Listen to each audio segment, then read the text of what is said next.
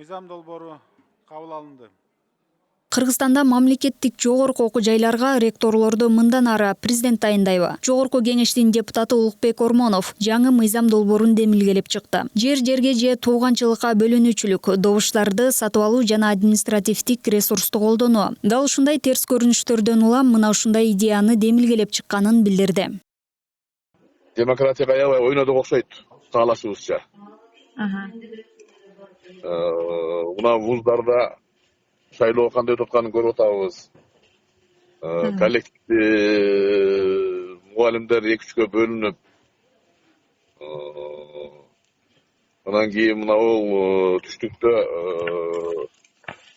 Ош технология университети мына почти 1 жылдан бери шайлоо өтпөй атат. Бири-бири менен соттошуп, бири-бирин неме кылып, коллективди бөлүп, бул аябай ушул немеге окуу процессине зыяны тиет да чоңчу.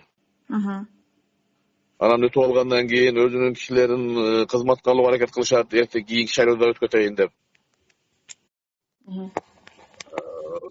Ошол баардык негативдерди көргөндөн кийин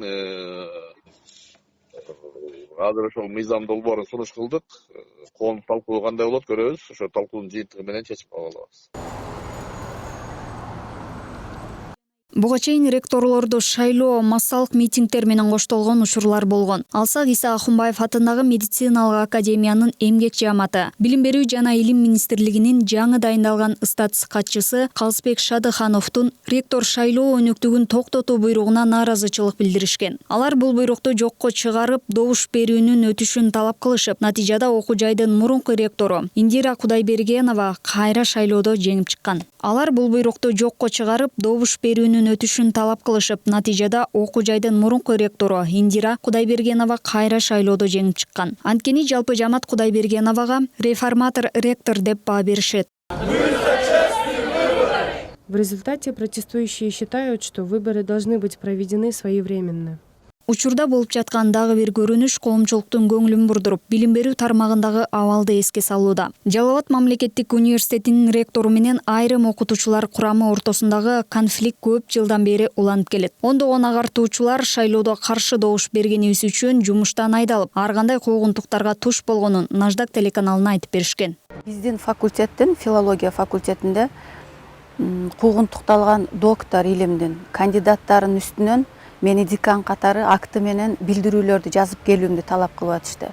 Мен ошол талаптарды аткарбагандыгым үчүн өзүмдү куугунтуктап баштады. Менин жалгыз бой эне экендигимди эске албастан, пенсия жашына 1 жыл калганын эске албастан, жана пандемия мезгилдеги оор мезгилде эске албастан туруп, 2020-жылдын 26-августунда окумуштуулар кеңешинин чечими менен менин штаттык бирдигимди кыскартып, өзүмдү медициналык колледждин фармацевтика бөлүмүнө лаборант кылып кетирип салды.